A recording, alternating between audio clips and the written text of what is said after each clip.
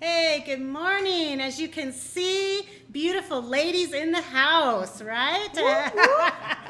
It's a nice picture this morning. Hey, I'm with Nikki Martin, good friend from Sacred Fire, but before Sacred Fire, I'll let you share anything about that. But we wanted to have Nikki with us today to share her testimony, tell her story of the living Christ.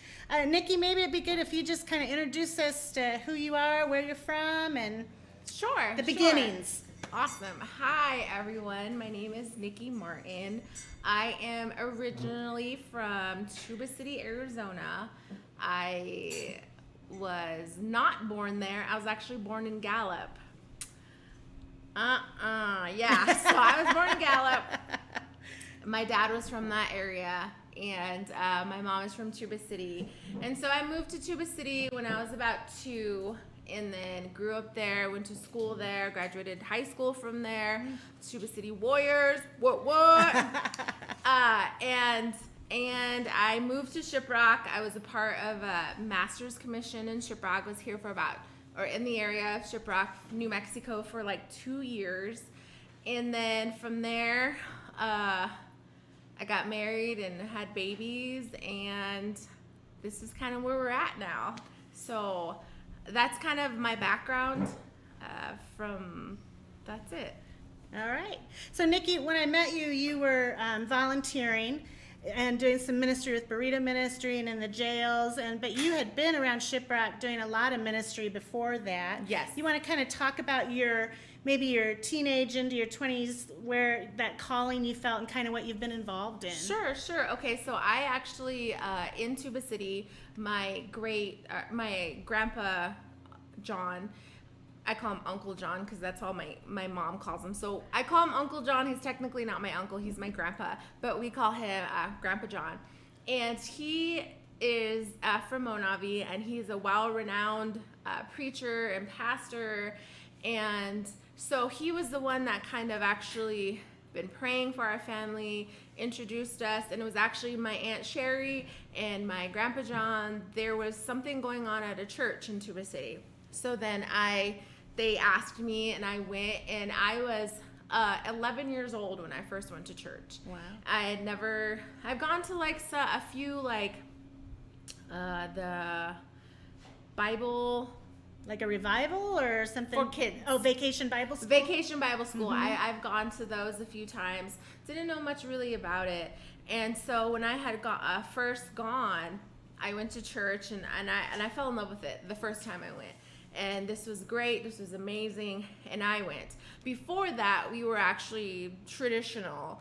And my parents were very traditional. And so I had gone to church for about 2 years by myself before my parents had ever stepped foot in church.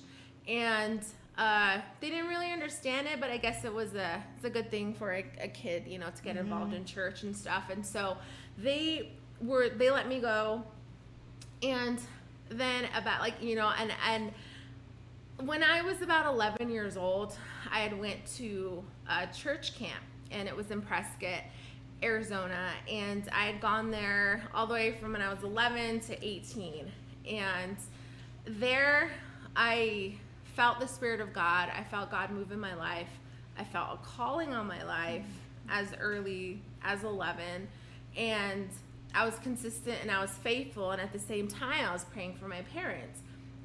And anytime I invite them into church, they were just like, no, we're working, or we're doing something else. And it wasn't until I was 13 is when they finally set foot inside of a church, and definitely was praying for them. And both my parents got saved. Wow. When I was 13, and Wow. And then we collectively, because at that time when I was 13, it was just my mom, my stepdad, and myself. And I was the only child. And so then we got involved in church. So we would all go on Sundays and occasionally on Wednesdays. And then my little brother was born. So we're about 13 years apart. Oh, wow. So it was kind of a smaller family. I went to church during high school years. We did a Bible club. We'd put flyers everywhere. And it was always usually, we rarely had any actual new people join our Bible club, but we we continued. We were faithful. We put up signs, and it was like, hey, come to our Bible club. We're having it on Wednesdays during lunchtime at this certain place. And then we would do see you at the pole. I don't remember if you guys know that. Yeah. Okay.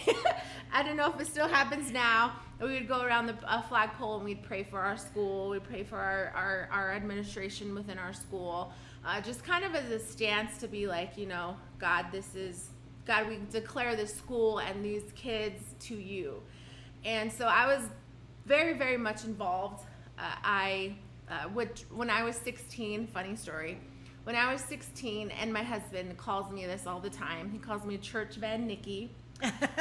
And so I just got my driver's license, and my pastor was looking for someone to help. And I'm like, I will help, because that meant I got to drive the van every Sunday night and Wednesday night and pick up all the old grandmas, and they were hanging on for dear life, hanging on to the seat, yelling at me in Navajo. I don't really understand Navajo, so I just kept going. But it was great because I didn't have technically an adult was supposed to be sitting next to me. That wasn't so because they were busy. But hey, I got to drive around for an hour and pick up all the grandmas, and then after church, I'd get to drop them off. So that was fun. I really enjoyed that. Yeah. So I don't know what they had said about me, but I'm sure they're a little frightened. They kept getting in each week. Yeah. I expanded their faith. Yes, there you go. They got home. And so then I had graduated high school when I was 17, and I kind of didn't know what my future, I didn't know what I was going to do. I didn't know if I was going to college. I didn't know what was happening. And so very last minute, I decided, I felt like I was being called to Master's Commission, which is the 9-month discipleship program in Shiprock. And it was one of the first Navajo, I guess, or Native American focused discipleship program, because there's tons all over America, I'm sure in different countries, but this was solely focused on Native Americans, bringing up Native American leaders. And so I was really excited about it. Quick story, I tell the story all the time. So I was 17, and my mom finally gave me permission to drive by myself to Shiprock. And I was super excited, and I'm asking everybody, so it's Tuba City to Shiprock. I'm asking everybody, how do you get to Shiprock? How do you get to Shiprock? I bought myself back then, our cell phones, we weren't technologically advanced as we are right now. So I went out and I bought myself a $20 Atlas. It was this big, right? I'm like, okay, I'm planning for my trip. And I look at the map, and it's literally, you just drive straight. You don't turn. When you turn, you're in Shiprock. There's no way, you either go left or right, but you're in Shiprock. And so I was a little disappointed at that, because I'm like, oh man, I just have to stay on one road. Your big missionary trip. Yeah. One road. I thought it was going to be like San Diego with the 6 lanes and the freeway. It was nothing like that. And it was 55 miles an hour. I think that was the speed limit back then. Yeah. And so I moved to Shiprock. I'm in the discipleship program. I'm actually in it for 2 years.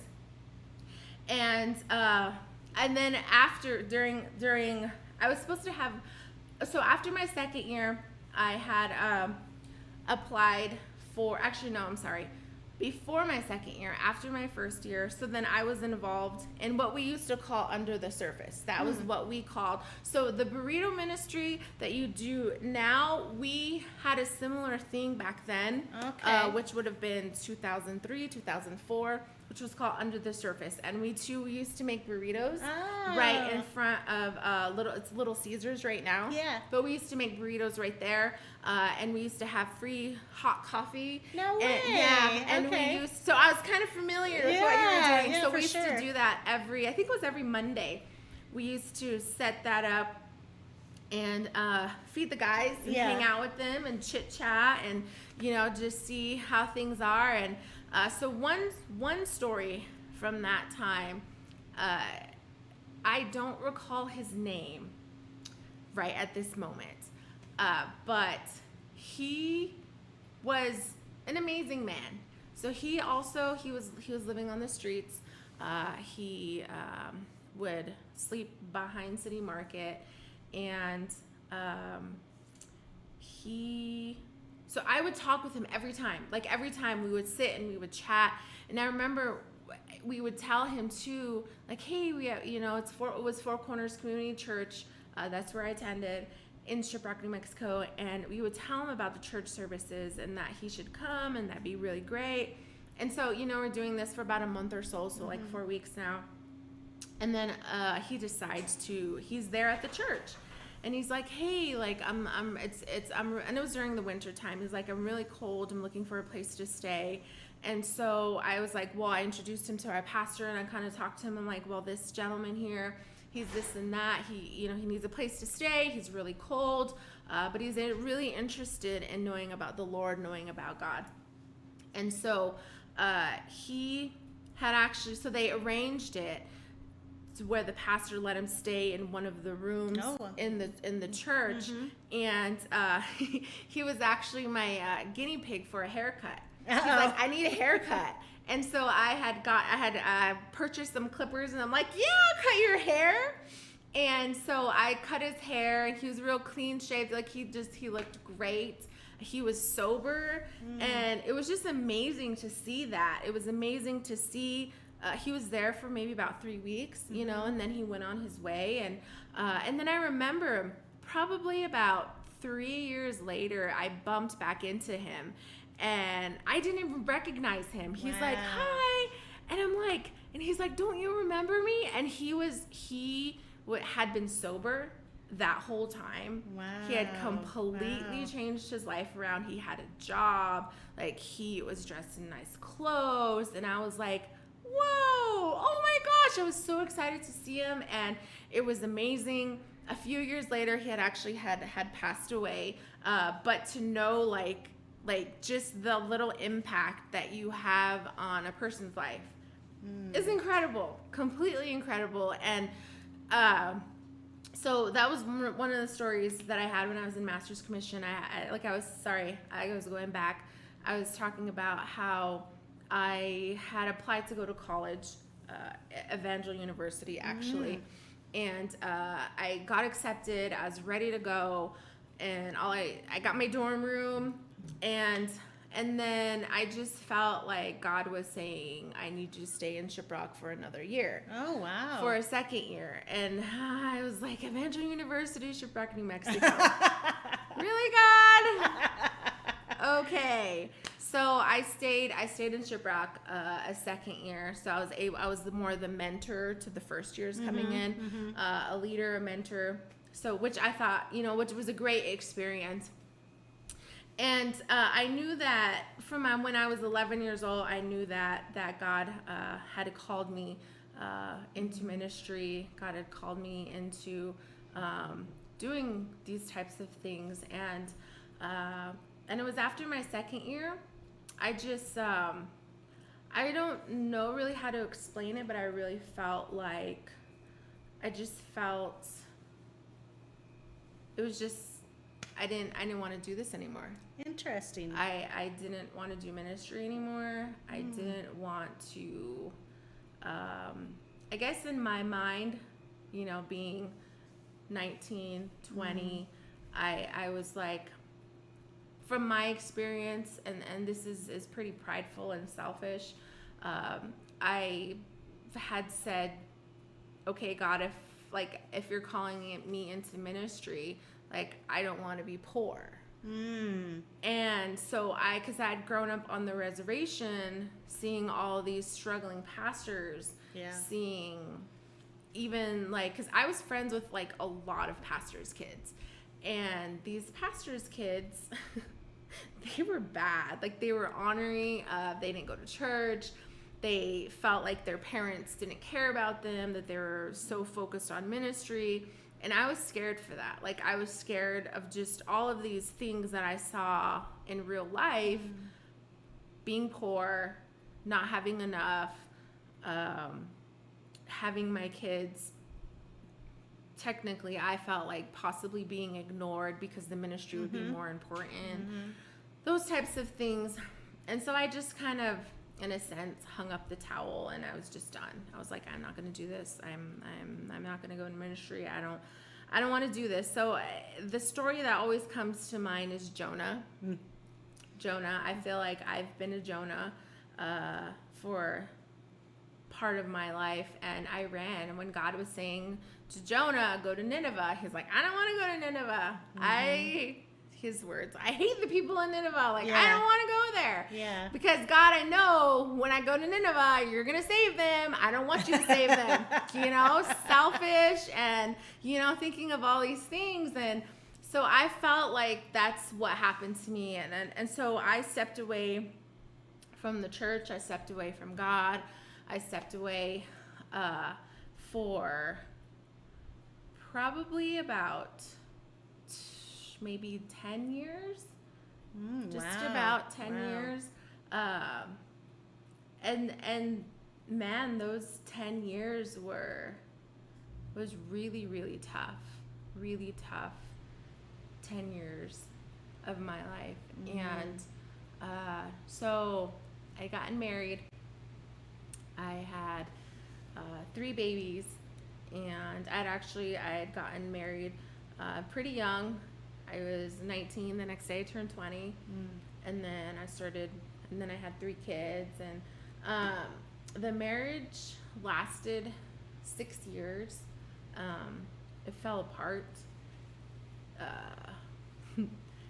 Outside things came in, and, we both weren't serving God. And so it fell apart. I don't like to talk about the past in such a negative way. But there was a lot of pain, there was a lot of hurt, there was a lot of abuse, emotional abuse, physical abuse, mental abuse, psychological abuse, that happened in those 6 years. And I remember I went to a therapist towards the tail end of my marriage, and I was having anxiety attacks. I was having anxiety of what was happening, and I didn't understand it. I couldn't even function. Just a normal day at my job, I couldn't function. And I remember I couldn't wait until I had my next session with my therapist. And so I had seen her for probably about maybe 4 or 5 times, and it was kind of the same thing I talked about. And I remember it was ultimately my last visit with her, and we both didn't know that it'd be my last. I figured I'd continue to go there. But I remember in the middle of the session, she said to me, and I don't know if this is right or ethical, or I don't know how it's supposed to work. I'm supposed to do majority of the talking, and she asks a few questions, to get more out of me. But she told me at the end of the session, she was like, if you stay in this marriage, if you stay in this environment, you will die. Wow. And I just sat there. We had 20 more minutes left, and I was quiet, just really thinking about what she said. And I don't know if you can make those kinds of comments. Yeah. I don't know, but she said it to me, and that's when I made the decision to leave for me, because honestly, that very well could have happened. Yeah. Very, very well could have happened. And so I had to get out of that relationship, and it was it was really hard. It was one of the hardest things that I think I've ever had to do, is to, think that this person is the one, and then the marriage completely fall apart, and then you have to, like, everything that you built is just gone. Now you have 3 kids together. How are we going to do that? Like, and my biggest fear was, being, having children, or being a, children that have divorced parents. Right. Like, that was one of my biggest fears. But the circumstances weren't changing. They weren't getting better. They were actually getting worse. So I had to leave. So I left, and I remember just being really angry at God, because I'm like, why did this happen? God, why did this happen? Why did, and I did a lot of finger pointing, saying, why did you let this happen? Why did you do this? Why did, and I just was like, I'm just completely done. Like, I don't ever want to go back to church. I don't want to do nothing with you, God. Like, I'm completely done with you. And so then I lived the rest of my life, 7 years, 5 years that way. I drank, I did drugs, I did, like, I was just in so much pain and so much hurt, and it was really hard even to function as a mom. Like, during that time, I just felt like I was so emotionally drained, just emotionally gone. I didn't feel like I could be a good mom, because I was everywhere but there. I was everywhere but in that moment with my kids. And then to be thought of as a single mother was just devastating, and it was just really hard. That whole time was really hard. And then I got involved with another male, and I picked an alcoholic. And I remember when things were bad with this alcoholic man, I remember saying, well, it's not as bad as my first marriage. Wow. And so you just kind of settle. Yeah. You just kind of settle. He was gone weeks at a time, binge drinking. But I was like, well, at least he doesn't abuse me. At least he doesn't verbally abuse me. At least he, and so, basically just finding excuses for this other person.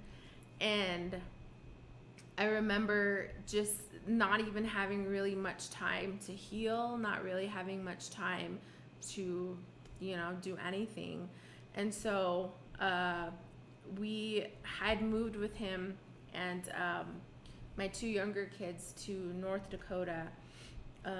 And things were bad. It's like 4 years into the relationship, and I remember getting on my knees and just crying out to God, because I had so much hurt and so much pain, and I didn't know what to do with myself or my situation, with my kids. Like, it was just really bad, and I'm just like, God, I don't know what to do.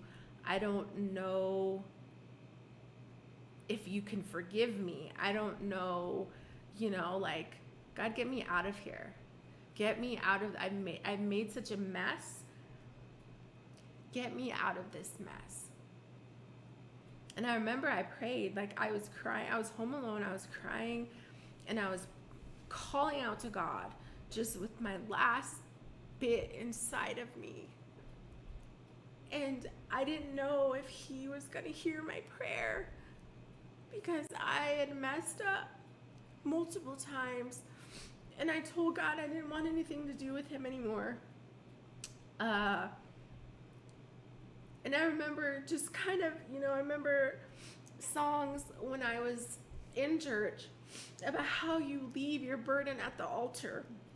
And even though I wasn't in a church, I was just at home in North Dakota. I left my burden at the altar. And within about 4 weeks, God started moving things. He started moving. And I honestly think he didn't hear me. But he started moving my kids. And he used my kids for 2 weeks straight. My kids. Because what we had arranged it to where my kids' dad would take the older one. She lived with him, and then I had the 2 younger ones. And my kids for 2 weeks straight were crying every single night, like not just like, oh, I miss my sister. They were like crying so hard because they missed their older sister. Wow. And I felt so bad. Like, I felt horrible. And that was it. I was like, okay, I'm moving back. I'm moving back. Like, I need to be with my older daughter. My kids, these 2 younger ones miss their older sister. And then I was like, okay, I don't know how I'm going to do my transfer, because at the time I was working with Walmart as an assistant manager. I said, I don't know how I'm going to do a transfer. Like, God just was moving, and he made everything so flawless. I got everything. I moved back, came back here. My kids were they were happy because we were so far away from all of our family. And I was able to transfer from that Walmart to this Walmart in Farmington, New Mexico. And, you know, I remember also seeing, like, on church platforms, like their websites and stuff, about Celebrate Recovery. And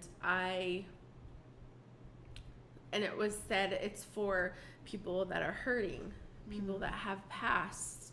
And I thought, okay, that's for me.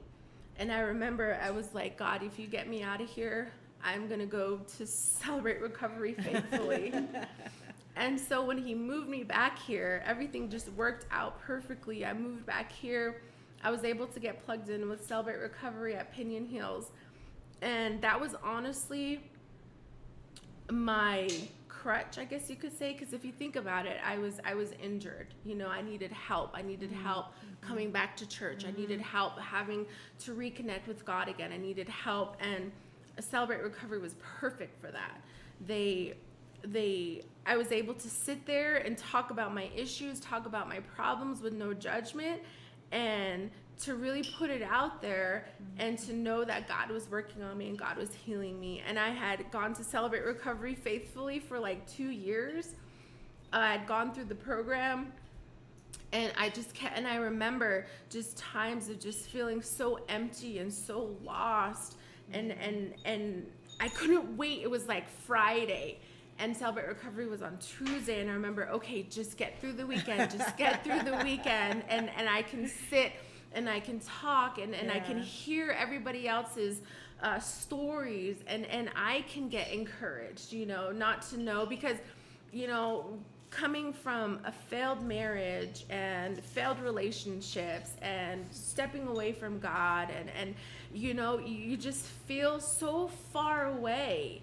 And I felt like I couldn't get that back. I couldn't receive God back. And God was mad at me. You know, all these types of lies that were going on in my head. And Celebrate Recovery just wiped those away.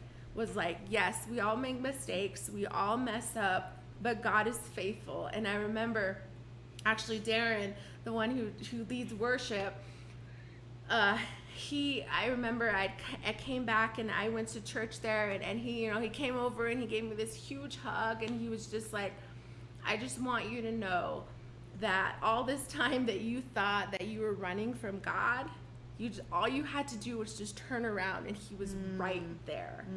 And that just moved me, because it's like, we think that we're running from God, but he's always like, he's right behind us. He's right there, ready to love you, always loving you, waiting for you to receive his love and accept his blessing.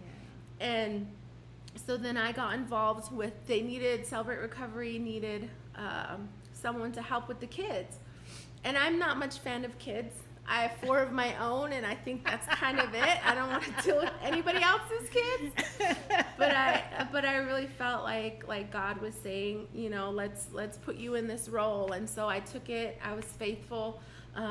Sometimes these kids drove me nuts. But I really felt like that's where God wanted me to be, and I was there for 1.5 years. And I didn't think I would last that long. Many times I'm like, it was Stevie. I'm like, Stevie, I think I might. And she's like, no. Like, and she would make, you know, and I'm like, oh, okay, fine, I'll stay. Yeah. And like, God has just been, for the last several years, 3-4 years, like, God has just really gotten a hold of me and gotten a hold of my husband, which is amazing. Like, I met my husband at Walmart. We were both assistant managers with each other, and we got along really well. And it wasn't until after I left Walmart for maybe a year, 2 years after, then we finally, you know, we started chatting, and he asked me out on a date, took me to Sonic. Oh, big time. Wow. Those assistant managers at Walmart really know how to. Oh, my gosh. No, and, you know, I remember just, just praying, you know, God, just praying for a man, you know, praying for someone who could love my kids as his own. And just, you know, the relationships that I had before, God gave me someone absolutely special that definitely takes care of me, but takes care of my kids collectively and loves them, and they feel his love, and it's amazing. Like, it's so amazing, and just where God has brought us and how we do our best to be faithful and be a part of, you know, Sacred Fire Church. And I was so excited to be a part of it and to go into the jails. Like, I love that. And then to you know, for my husband Bert to have that same passion is incredible, completely incredible. And I'm just so excited that we get to do this together. You know, it's not a lot of, you know, sometimes it's like just the woman, or it's just the man, you know, but I'm thankful that together we can be a part of this ministry and be a part of what God is doing. And, you know, I have a few minutes left, and I think I'll just kind of leave my testimony there. But, you know, that we think that, you know, a lot of times we put limits on God, and we think that he can't save this person. He can't change this person. He can't do these types of things in our lives. But that's just all lies from the enemy. That's not true. Like, God has the power to change people. God has the power to continue to keep knocking at that door in your heart. God has the power to completely overwhelm you with love and joy and peace and patience and kindness and goodness and understanding, so that you can live your best life. And that's what God wants. God wants to bless you. God wants to take you to a new place of in your relationship with him. You know, even if it's just you don't know God, and then you know about God. Like, even as simple as that, or if you've been serving God for 40 years, God continuously wants to take you to that next level. And I just encourage you to continue to seek God, and don't limit God. Don't say, God, well, you can only meet me this far, because that's what I did. And I wasted a chunk of my life. And, you know, for you, I just hope and pray that God takes you to that next level, and that you have that thirst and that hunger to know him more, because he will never let you down. in everything that's going on in the world right now, the unknown, just how people are behaving and reacting, and then all of the fires and just all kinds of things. Yeah. Like, just know that God is there for you, and that God's going to take care of you and just take you to that next level. Thank you so much. I appreciate this time. Thank you, Nikki. We need to have you back. I want you to talk about some cool things. She's got lots of knowledge that she can give us. Why don't you come back and give us a message? So, thanks, folks. Thank you.